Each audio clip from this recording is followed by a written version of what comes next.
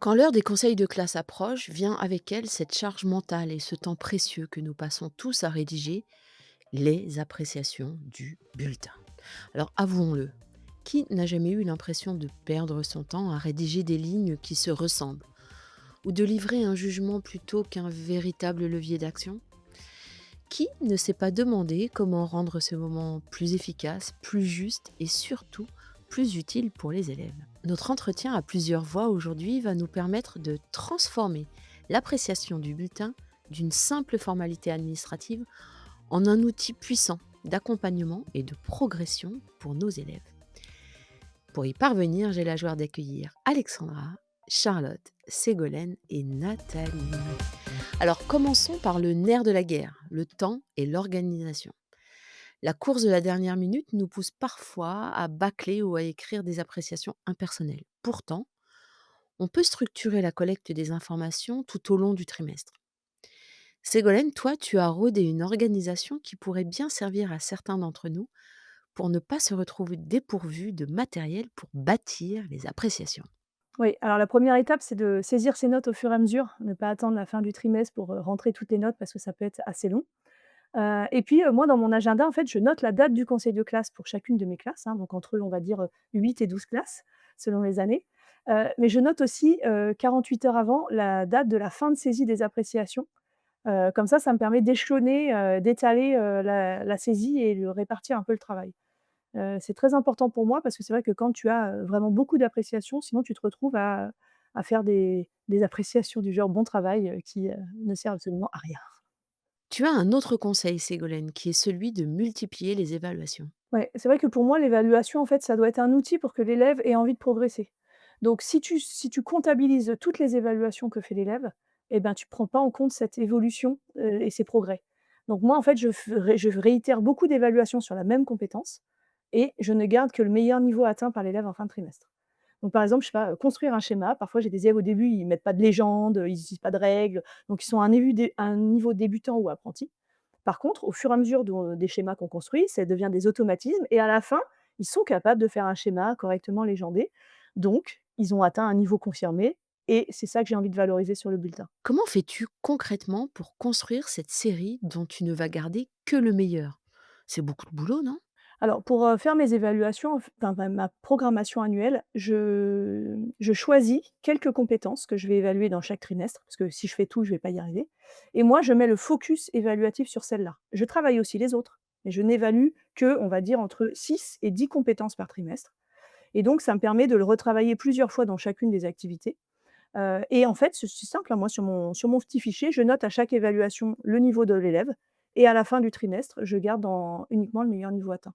Donc régulièrement, je retourne sur Pronote et pour la compétence, je modifie en fonction des progrès des élèves, pour, que ce soit le meilleur niveau. Un truc hyper concret que tu partages pour être certaine d'écrire le bon message à la bonne personne. Alors, j'ai à côté de moi, un outil, indispensable, c'est mon relevé, en fait, d'évaluation où je note, en fait, c'est la grille qui me suit tout le temps en classe où je note, les résultats obtenus par mes élèves. Moi, je mets pas de notes, mais j'évalue en compétences, donc débutant, apprenti, confirmé ou expert. Donc là, j'ai un portrait robot de mon élève. Donc même si je ne me souviens pas vraiment, de son travail en classe, ça, c'est la trace de ce qu'il a produit et donc à partir de ça, comme je travaille uniquement sur la compétence et pas sur la personnalité d'élève, je vais y arriver et puis l'autre astuce, c'est d'ouvrir la photo de l'élève, sur Pronote. Parce que c'est vrai que parfois, bah, on s'en souvient plus et puis on peut avoir des confusions aussi. Faire attention parce que parfois on peut avoir tendance à mélanger, les élèves. L'autre astuce, mais elle se passe pas au moment où on rédige les appréciations, elle se passe avant, c'est d'essayer d'apprendre le nom de ses élèves et d'essayer d'apprendre à les reconnaître. C'est quelque chose qui est très important dans la relation, mais qui te sert aussi après quand tu fais tes appréciations. J'ai envie de relever ce que tu dis ici pour dire que finalement, la manière de rédiger les appréciations reflète la relation que tu installes au quotidien. Et surtout dans cette relation, ce qu'il faut faire attention, c'est à ces élèves un peu les oublier. C'est-à-dire qu'en général, tu retiens 2 types d'élèves. Ceux à qui tu vas devoir, apporter le côté je canalise, voilà, je ramène au cadre et puis ceux qui, sont brillants, qui lèvent toujours la main, qui ont toujours la bonne réponse et en fait, c'est les autres et ces autres-là, ils ont cette habitude que les profs ne se souviennent pas d'eux et c'est je pense, Moi, j'étais plutôt dans la catégorie des 2 autres, un peu mêlée d'ailleurs. Mais je pense que ça doit être difficile, en fait, quand tu te rends compte que les profs, ils se souviennent jamais de ton prénom, tu dois avoir l'impression d'être transparent. Donc moi, mon boulot de prof, le premier er mois de l'année, c'est de me focaliser sur les élèves un peu discrets et essayer de mémoriser leurs prénoms à eux. Donc ça, c'est vraiment mon boulot, pour soigner cette relation et donner une place à chaque élève dans ma classe. Charlotte, toi, tu as une manière bien à toi de récolter toutes ces données. Tu utilises une grille. Alors, depuis, plusieurs années, depuis l'ouverture de l'établissement, on a une grille qui est transversale et qu'on a remaniée en langage élève pour faire, les synthèses justement des bulletins et moi, du coup, cette grille, je m'en suis servie et j'y ai intégré aussi des compétences propres à ma discipline. Donc ça me permet tout au long du semestre, parce qu'on est en semestre, d'observer l'élève via ce prisme-là, d'évaluer aussi via ce prisme-là pour avoir justement des observations, des appréciations qui vont faire écho à ce que j'ai observé et ce que les élèves aussi ont vu, de leur progrès éventuel, voilà, dans les différents champs travaillés. Concrètement, tu fais comment avec cette grille au quotidien? Bah, la grille, ouais, je l'ai sur le bureau. Je l'ai aussi intégrée à Pronote parce que du coup, dans l'outil, dans l'outil qu'on utilise Pronote pour, évaluer, on peut y mettre ses propres grilles, donc je l'ai insérée. Donc les élèves y ont accès, j'y ai accès. On les affiche aussi en classe, donc je l'ai régulièrement, voilà, sous les yeux. J'ai mon petit récap et de toute façon, les élèves sont habitués aussi, même quand ils font les bulletins, à utiliser la même terminologie, donc c'est pratique. On l'a bien compris avec Ségolène et Charlotte. C'est un vrai enjeu que de récolter ce qu'il faut pour rédiger les appréciations au plus près de ce que sont nos élèves. Pour cela, Alexandra, toi, tu utilises le carnet du professeur. Comment? Oui, tout à fait. Donc, le carnet du professeur me permet, non seulement de connaître l'élève, c'est-à-dire que tous les ans, on a des classes différentes, donc pour vraiment connaître l'élève, de noter déjà, ce que j'aperçois de lui. Comment est-ce qu'il participe? Est-ce qu'il a son matériel? Est-ce qu'il est absent? Est-ce que, est-ce que les parents sont avec lui ou pas? Parce que ça compte aussi. Je me mets en lien avec les parents aussi dès que c'est possible. Pour en fait construire l'appréciation qui va, être la plus logique et la plus adaptée par rapport à ça. Concrètement, à quel moment tu recueilles tout ça? Je dirais dès le début, parce que en fait, quand je fais connaissance avec mes élèves, je note déjà des petites choses.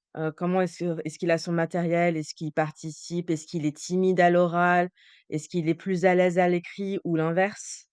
Ça me permet de voir son évolution. Les appréciations, c'est trimestriel. 3 mois, c'est long. Donc évidemment, l'élève, il va pas être pareil, en début septembre et fin décembre. Donc ça permet en fait de voir l'évolution de l'élève au cours de ces 3 mois et de voir comment est-ce que je vais mettre cette appréciation et je rajouterais même que, en lycée professionnel, il y a les stages qui entrecoupent ces 3 mois et en fait, l'élève n'est même plus le même entre avant sa période de stage et après sa période de stage et ça, même ça, l'appréciation peut en faire, lumière. Ton carnet, il est où au quotidien pour être à ta disposition? Je dirais, pendant que les élèves sont en activité, sont en autonomie, ou à la fin du cours quand je remplis le cahier de texte avec la trace écrite.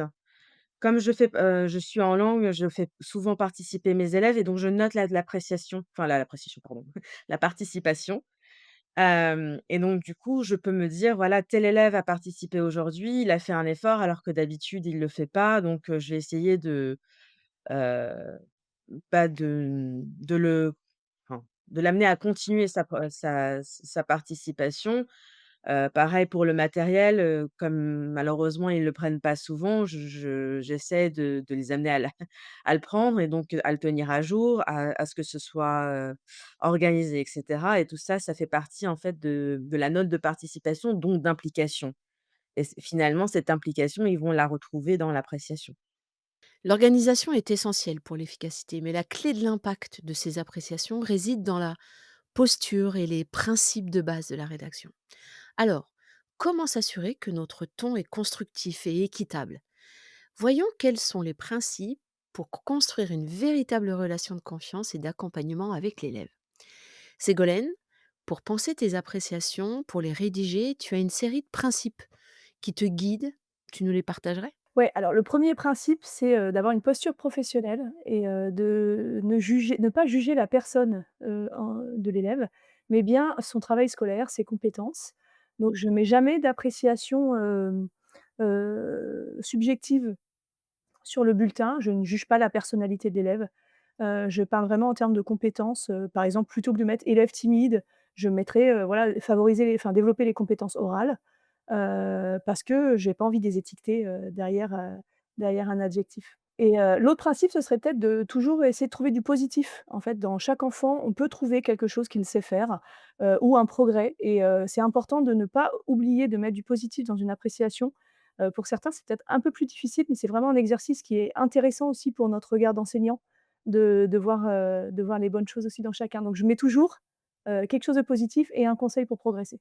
On est bien d'accord que de donner à voir du positif, ça ne veut pas dire éluder les difficultés. Non, non, non, au contraire, je pense que c'est justement avoir une vision globale de l'élève avec, bah, ce qui est à travailler, mais aussi ce qui est réussi, et je pense qu'il ne faut pas oublier mais aussi ce qui est réussi. Finalement, en t'écoutant, je me dis que les appréciations, c'est la partie émergée de l'iceberg.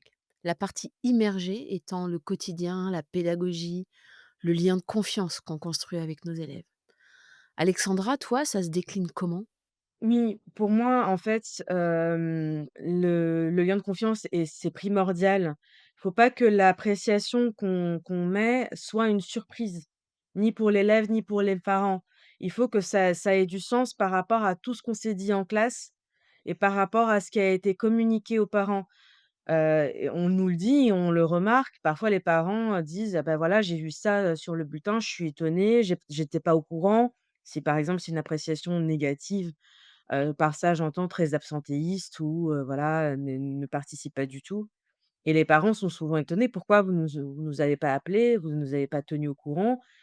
Et les élèves voient ça comme une fléchette empoisonnée pour ainsi dire, en fait, ça les suit, hein, l'appréciation. Ça les suit pendant des années. Donc il faut que cette appréciation, elle ait du sens par rapport à ce qui a été dit avec l'élève et les parents. C'est effectivement primordial, cette vigilance à avoir de la cohérence entre le quotidien de la classe et l'appréciation.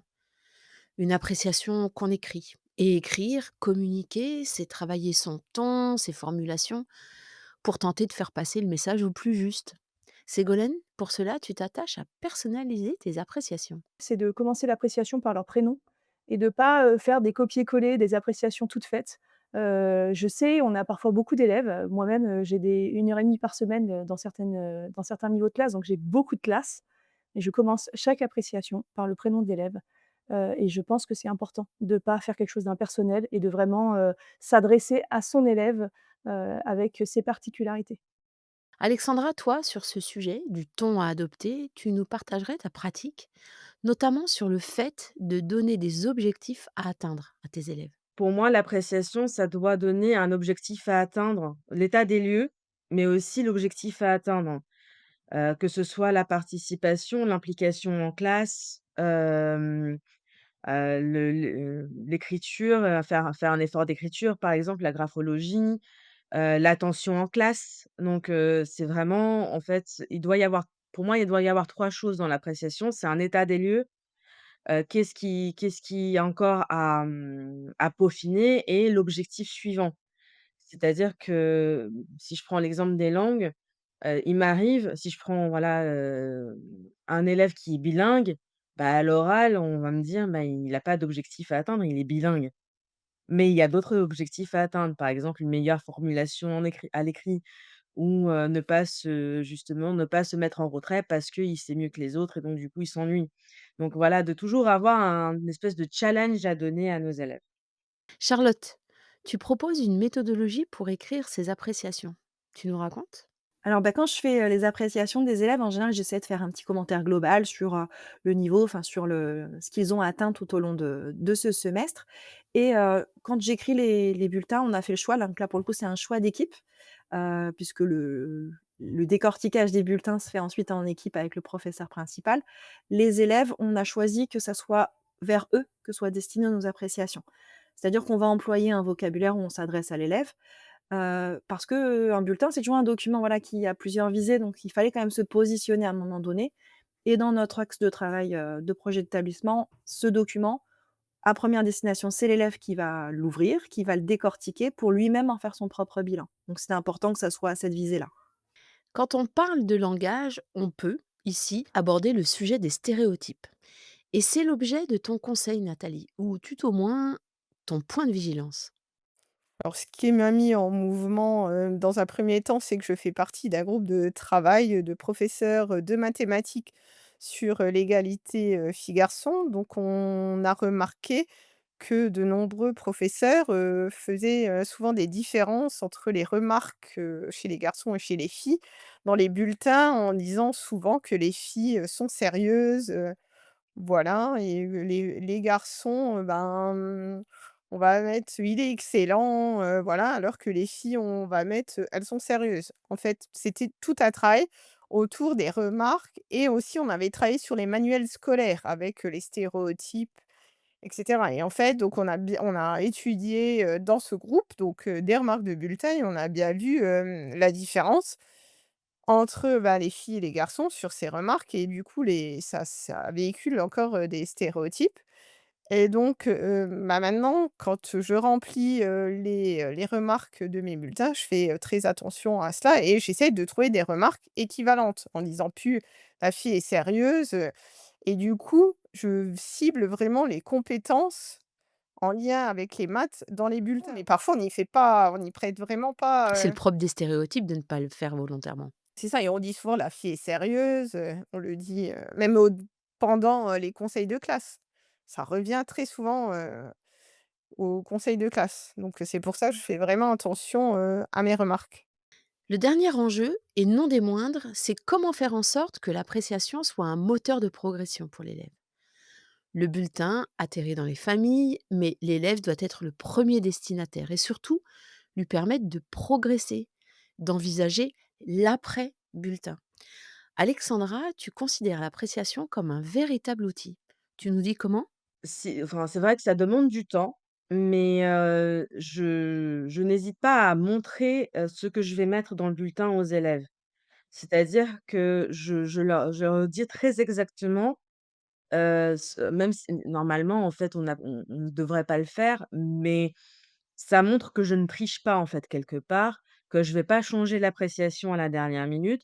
Parce que très concrètement, l'appréciation, ça stresse les élèves. Et d'ailleurs, on voit leur comportement changer juste avant les conseils de classe et ça paraît logique. Ils sont inquiets de s'ils vont avoir même une mention ou pas, de comment est-ce que, qu'est-ce qu'on va dire? Mais finalement, oui, ça doit être un élément de confiance et de progression pour qu'ils sachent très bien. En fait, je me suis même aperçue que les élèves savent très bien ce qu'on va mettre, en fait, même avant nous. Même avant nous, ils disaient: «Ah oui, bah, de toute façon madame, vous allez mettre ça ou ça». Et oui, bah, si tu sais, donc fais en sorte de changer la donne, au prochain trimestre. Partager avec tes élèves, l'idée est séduisante, je t'avoue, mais tu fais comment pour multiplier ces petits rendez-vous? Je projette Pronote, aux élèves, avec ma ligne parce que c'est mon choix, en fait. C'est-à-dire que, ils ont pas à voir ce que le collègue, d'histoire a mis ou les autres collègues. Mais c'est mon choix de dire: «Voilà, en anglais ou en français, vous allez avoir telle appréciation parce qu'il y a eu ça, ça et ça». Du coup, tu le fais de façon collective? Les élèves qui veulent voir leur appréciation, je leur montre. C'est-à-dire qu'en fait, quand on n'est pas longtemps avant les conseils de classe, je reçois les élèves, je laisse 10 minutes, peut-être 10-15 minutes parce que je peux pas prendre trop de temps du cours. Mais si j'ai 4-5 élèves qui veulent vraiment voir ce qu'ils vont avoir, je leur montre et je leur dis: «Voilà, parce qu'il y a eu ça, ça et ça, je te mets ça, ça et ça» et comme ça, voilà, il y a pas de surprise. Pour les autres élèves, je fais plus un constat de classe, que voilà, la classe, elle fonctionne comme ci, comme ça, que je vais faire, un point particulier sur le comportement, sur les objectifs à atteindre, sur le constat, sur le travail, effectué, en fait, au cours, des 3 mois. Montrer aux élèves en amont les appréciations, est-ce que ça génère des négociations? Beh, souvent, ils me disent: «Mais madame, s'il vous plaît, je vais faire un effort, je vais faire comme ci, comme ça». Je dis: «Oui, mais en fait, ça, on est à un pointer de ce que tu as fait jusqu'à maintenant. C'est que ce que tu as fait jusqu'à maintenant, tu peux pas le changer. Par contre, ce que tu vas faire après, tu peux le changer. Et moi, je serais ravie de mettre une autre appréciation ou une meilleure appréciation au trimestre suivant. Et ça ne dépend que de toi. C'est-à-dire que je ne peux pas revenir sur les 3 mois qui viennent de se passer. Voilà ce que tu as fait, voilà comment tu as participé, voilà ton matériel, c'était comme ça, tes rendus, ils étaient comme ça. Je fais vraiment, en fait, un historique de comment ça s'est passé, et souvent, en fait, là, ils réalisent, oui, que en fait, je n'invente pas et les élèves sont souvent encore plus conscients de nous que nous, de ce qu'ils ont fait ou pas. Pour faire que ces appréciations soient au service des apprentissages, on peut aussi, comme toi Charlotte, trouver une manière d'impliquer les élèves en leur demandant de réaliser eux-mêmes le bilan. Alors oui, on a bah, justement, ils vont rédiger eux-mêmes le bilan de leur bulletin scolaire. Donc c'est vrai que les appréciations, elles sont importantes. Donc on a conçu des outils où l'élève, va décortiquer ces appréciations, les comprendre. Donc c'est aussi pour ça que le vocabulaire élève était nécessaire dans l'appréciation. Parce que quand on travaille, les bulletins justement avec les élèves, les premières années, on s'est aperçu qu'on leur disait des choses, mais qu'ils comprenaient pas tout ce qu'on leur disait à l'intérieur. Donc c'est aussi pour ça qu'on a réaxé élèves et on fait en sorte de les lire avec eux pour qu'ils construisent leur synthèse de pied de page. Donc ce travail se fait, voilà, dans une séance un peu particulière. C'est eux qui analysent, donc du coup après en tant que PP, on réutilise leur propre bilan pour l'écrire en bas de bulletin. Alors parfois on remanie des mots, pour que ça soit un peu plus, lisible avec un vocabulaire un peu plus institutionnel parce que pour le coup c'est le pied de page. Mais malgré tout, on s'assure que le message soit le même que celui qu'ils avaient engagé et aussi qu'il soit compréhensible par les élèves. Et comment s'en emparent les élèves? Peut-être pour démystifier le fait que les élèves mettraient des appréciations complètement irréalistes. Bah, écoute, c'est assez marrant parce qu'au final, il y a quelques élèves qui se surévaluent, mais la plupart du temps, plutôt, ils ont tendance à se dévaluer. On a des élèves où finalement, bah, il y a plein de choses positives dans leur bulletin, mais finalement, le bilan global, ils ont du mal à voir le positif. Donc nous, voilà, on les aide, on les accompagne avec un code couleur. Ils vont surligner en vert ce qui est positif, en rose ce qui l'est moins et une couleur aussi essentielle et là, franchement, c'est vraiment l'impensé, c'est le conseil. Parce que, comme beaucoup d'enseignants, moi, je mets toujours un truc positif dans les bulletins, un conseil pour progresser, avec un choix particulier. Moi, mon conseil, je veux que ça soit quelque chose à actionner. Une compétence concrète qui a été justement à retravailler, quelque chose où on va pouvoir quantifier la réussite ou pas, voilà, au prochain semestre. Enfin, souvent, je le fais à la mi-semestre d'abord, parce que les semestres, c'est long, mais quelque chose de quantifiable pour l'élève. Mais quand on leur demande de surligner les conseils, bah, les premières fois, en fait, ils surlignent que ils les surlignent pas en tant que conseil, ils les surlignent en tant que chose négative. En fait, ils ont du mal à faire la part des choses. Quand tu leur conseilles de travailler, par exemple, davantage, l'apprentissage des leçons pour que ça progresse, bah, pour eux, ça veut dire que c'est négatif. Ils apprennent pas bien leurs leçons. Donc tu vois, là, vraiment travailler, cette lecture de bulletin, ces appréciations avec eux et y revenir, beh, là, on a une vraie plus-value et c'est vraiment en les regardant faire que moi, j'y aurais jamais pensé. Je t'encourage à continuer à apprendre régulièrement tes leçons pour progresser encore. Ah bah non, c'est mauvais, ça veut dire que j'apprends pas assez bien. C'est dingue. Ça veut dire quelque chose de notre culture, je trouve. Et ça veut dire que voilà, justement, on parlait des élèves qui se surestiment, mais en fait, on est plutôt dans l'inverse. Alors, tu as quelques petits rigolos de temps en temps qui te disent: «Oh, c'est pas trop mal madame, vous avez vu finalement, il y a beaucoup de roses, mais il y a quelques trucs verts quand même, c'est pas mal». Mais dans la majorité, finalement, souvent, en dialoguant avec eux, on s'aperçoit que finalement, ils ont tendance à avoir ce côté appréciation bulletin comme quelque chose une sanction un peu négative qui va leur tomber dessus, avec tout ce qui a pas été pendant, comme si on devait rendre enfin, comme si on essayait de rendre des comptes pour marquer tout ce lister tout ce qui ne va pas. Vous avez du recul sur ce que ça génère chez vos élèves? Mais finalement, on a une meilleure compréhension du bulletin et aussi avec plus d'implication de la famille. Parce qu'en fait, du coup, après l'étape d'après, c'est les élèves qui expliquent ce qu'ils ont compris de leur travail à leurs parents et qui bouclent la boucle finalement. C'est eux qui vont faire le lien. Le bulletin est axé élève, mais finalement les parents reçoivent l'information via leur enfant, donc finalement il est retranscrit et et le langage est plus clair pour tout le monde, même pour les parents aussi éloignés de l'école. Ils écoutent leur enfant leur expliquer, ce qui a été, ce qui a moins été, à quoi ils s'engagent, parce qu'aussi prendre l'engagement soi-même, c'est pas la même chose. Votre fils, ou votre fille a dit qu'il allait plus faire des efforts en maths. Bah non, en fait, ça, c'est l'enfant qui dit devant ses parents, devant l'enseignant qui va le faire.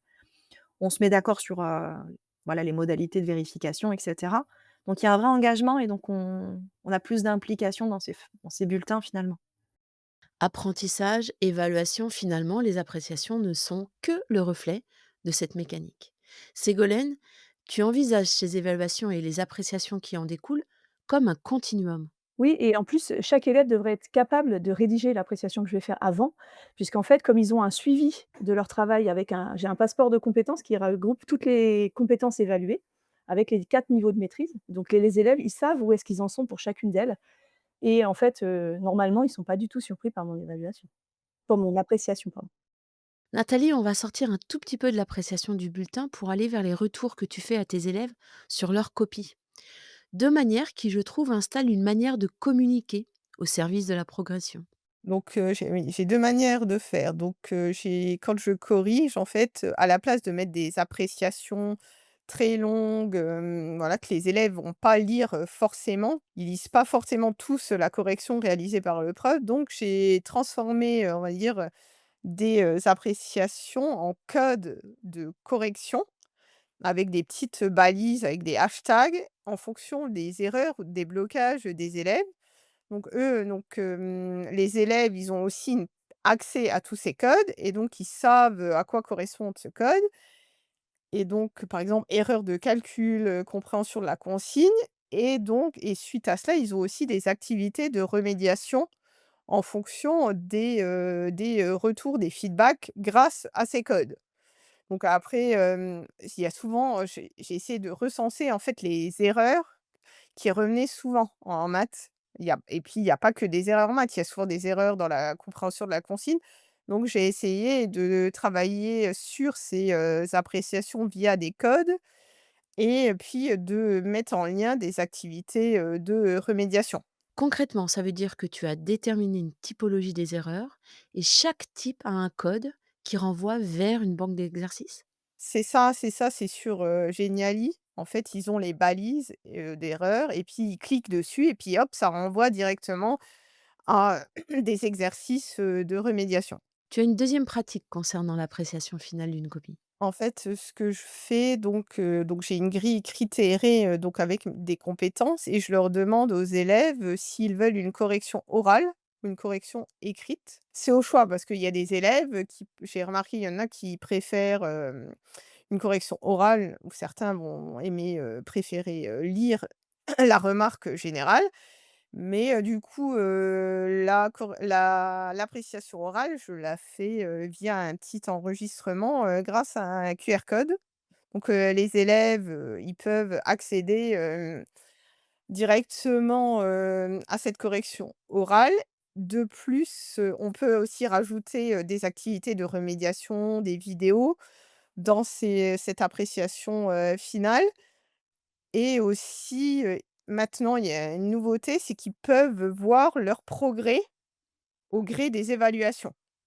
En donnant, bah, vraiment, grâce à la grille critérée, ils voient les compétences où ils ont progressé, voilà. Donc ça permet, donc tout ça via, un QR code qui permet, de voir les progrès et d'accéder à cette correction orale. Alors, moi j'ai une question naïve concernant la grille critériée et la manière de donner accès à ces commentaires oraux. En maths, c'est des capacités que les élèves doivent maîtriser à la fin de chaque, chapitre. Donc je les recense et donc ces capacités, en fait, je les range dans les 6 grandes compétences mathématiques. Donc ça me fait, déjà 2 colonnes et après, j'indique le barème pour chaque, compétence, ce qui permet de différencier aussi les évaluations. Aussi pour le tiers-temps, ça c'est comme ça je vois, je peux proposer des choses un peu différentes, mais qui travaillent toujours la même, compétence. Et pour les QR codes, en fait, c'est un logiciel, c'est Logbook. Alors, on peut soit donner un lien directement aux élèves, soit déposer le QR code sur la copie. Donc, transformer ce lien finalement en QR code et aussi la nouveauté grâce à cette application, c'est que ça permet de voir, l'évolution des élèves, des compétences des élèves et leur progrès. Ce que Alexandra, Charlotte, Ségolène et Nathalie nous ont montré, c'est que la rédaction des appréciations, c'est une compétence qui se travaille et se transforme. En résumé, Pour que l'appréciation soit un véritable levier pour l'élève, je retiens, moi, 3 points majeurs. Gagner en efficacité, adopter la bonne posture et le bon ton, et rendre l'élève acteur. Merci beaucoup à toutes les cadres.